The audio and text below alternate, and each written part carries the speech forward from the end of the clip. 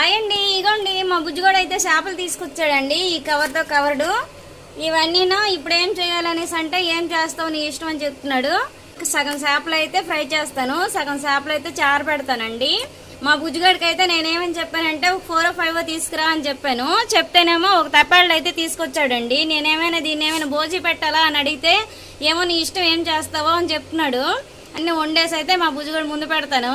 అవన్నీ ఏం చేపలా మీకు తెలిస్తే నాకైతే కామెంట్ బాక్స్లో కామెంట్ పెట్టండి. హాయ్, ఎంత బాగున్నవే చేప. నేనైతే చేపలు ఇప్పుడు చూపించాను కదా, ఆ చేపలు కడిగేసి ఇలా చేశానండి. దీంట్లో అరటిపిండి కొంచెం వేసాను, తర్వాత 2 గుడ్లు వేసానండి, తర్వాత అల్లం వెల్లుల్లి పేస్ట్ వేసాను, కారం పసుపు అండి, కొంచెం మసాలా వేసుకున్నాను, కొంచెం సాల్ట్ వేసుకున్నానండి. ఇలా కలిపి పెట్టుకున్నాను. వాటినేమో ఇగోండి ఇలాగైతే నేను ఫ్రై చేశానండి. చూసారా ఎంత బాగా వచ్చాయో. మీరు కూడా చేయాలనుకుంటే ఇలా తయారు చేయండి. Bye bye.